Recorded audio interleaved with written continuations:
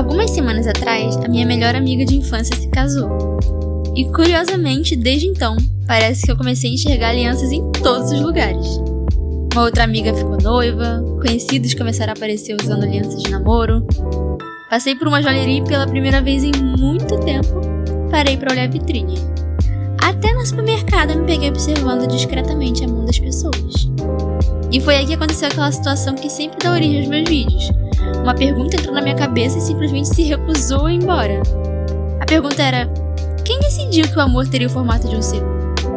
Porque, pensa comigo, se hoje praticamente todo pedido de casamento envolve um anel, é fácil imaginar que essa tradição sempre existiu.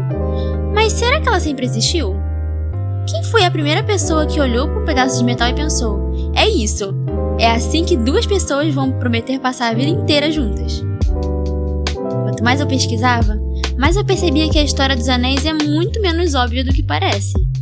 Ela fala de amor, mas também fala de poder, de política, de marketing, de religião, de moda e da necessidade quase inexplicável que os seres humanos têm de transformar sentimentos em símbolos.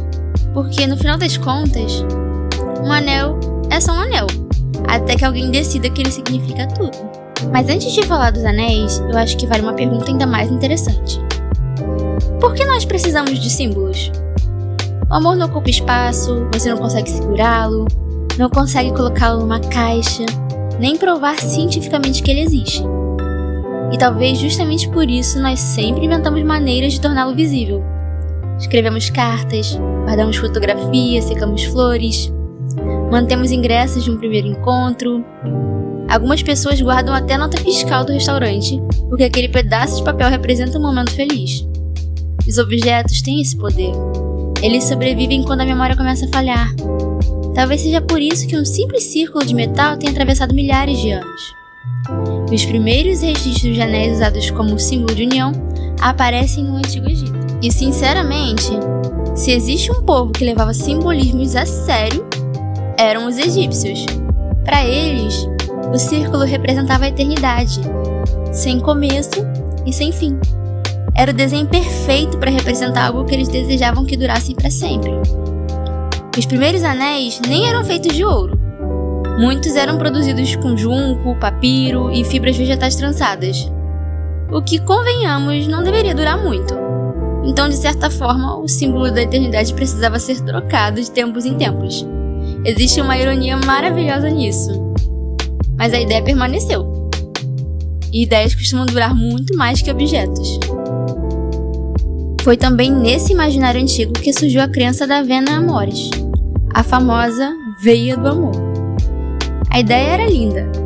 Existiria uma veia que sairia diretamente do dedo anelar esquerdo e iria até o coração. Por isso que o anel deveria ficar ali. Como se aquele dedo tivesse uma ligação especial com o sentimento mais importante de todos. Hoje nós sabemos que isso não é bem verdade. Todos os dedos têm uma circulação muito parecida. Mas quer saber? Às vezes uma história continua viva não porque seja verdadeira, mas porque ela é bonita demais para ser esquecida. E poucas ideias foram tão persistentes quanto essa. Depois vieram os romanos, e aqui a história fica ainda mais interessante. Na Roma Antiga, muitas mulheres usavam 2 anéis. Um era mais simples para o dia a dia, e o outro era mais refinado, geralmente de ouro, para usar em eventos e ocasiões públicas. Ou seja, já existia uma diferença clara entre o anel da intimidade e o anel da aparência social, e isso diz muito sobre a época. Nós costumamos imaginar o passado usando lentes extremamente românticas. Só que durante muito tempo, o casamento tinha muito mais a ver com patrimônio do que com paixão. Em muitos casos, unir 2 pessoas significava unir 2 famílias, 2 terras, influências, dinheiro. O anel funcionava quase como um contrato visível. É um pouco menos emocionante do que nós imaginávamos, mas também mostra como os símbolos mudam de significados com o tempo. O mesmo objeto pode representar posse em uma época e parceria na outra. Então, chegamos à tradição cristã. Aqui, o anel ganha uma camada nova, porque além de símbolo social, ele passa a ser visto como um sinal de aliança, fidelidade e bênção. O círculo sem fim combina perfeitamente com a ideia de um compromisso diante de Deus. Por isso, na tradição cristã, o anel não é só uma joia bonita. Ele também carrega um sentido espiritual. É como se dissesse, essa união não é apenas entre duas pessoas, ela também é testemunhada por algo maior. E essa leitura religiosa ajudou a fortalecer ainda mais o valor simbólico do anel ao longo dos séculos. Séculos depois, já na Reforma Protestante, aparece uma história que eu acho maravilhosa. Martinho Lutero se casou com uma ex-freira, Catalina de Bora, e ele usou um anel gímel. Isso era bem comum para a época. O gímel era um anel formado por duas partes entrelaçadas que podiam se unir, como se fossem duas metades que só faziam sentido juntas. Literalmente, um anel que já nascia com a ideia de união embutida na própria estrutura. É quase impossível pensar em uma metáfora mais perfeita para o casamento. Duas peças distintas em um único símbolo. E de novo, a tradição cristã reforçando a ideia de compromisso, fidelidade e vínculo espiritual. O anel deixava de ser apenas um objeto precioso e passava a funcionar como uma pequena declaração teológica em metal. Agora deixa eu contar uma história que mudou completamente a forma como nós enxergamos os pedidos de casamento. O ano era 1477. O arquiduque Maximiliano da Áustria queria pedir Maria de Borgonha em casamento. E em vez de fazer o pedido, ele resolveu presenteá-la com um anel de diamantes formando a letra M.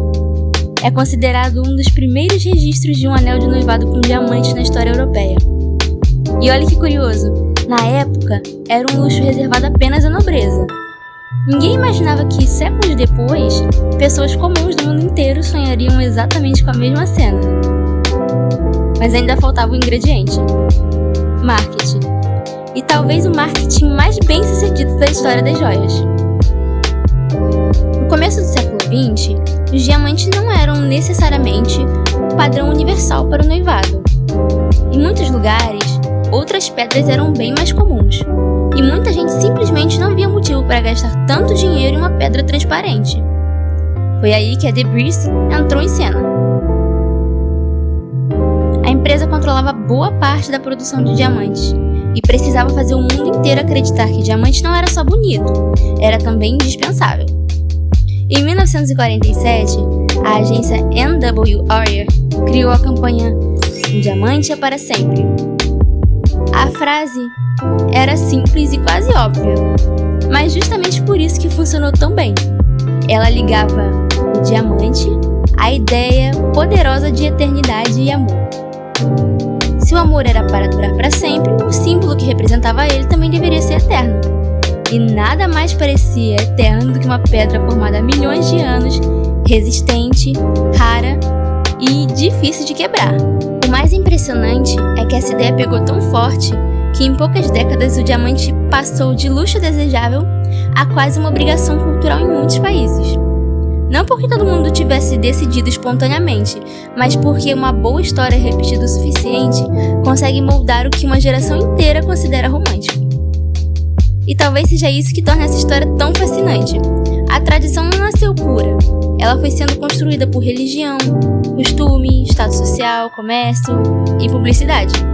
O amor estava lá, claro, mas ele foi ganhando uma moldura. Se você pensa em anéis famosos, alguns nomes aparecem quase imediatamente na sua cabeça.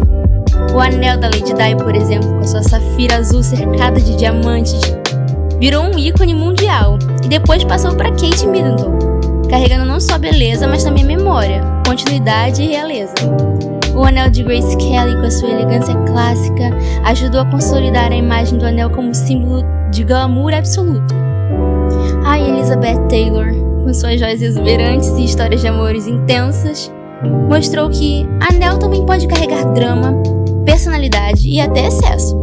No fundo, cada um desses anéis conta menos sobre o valor da pedra e mais sobre a história que o mundo decidiu enxergar nelas.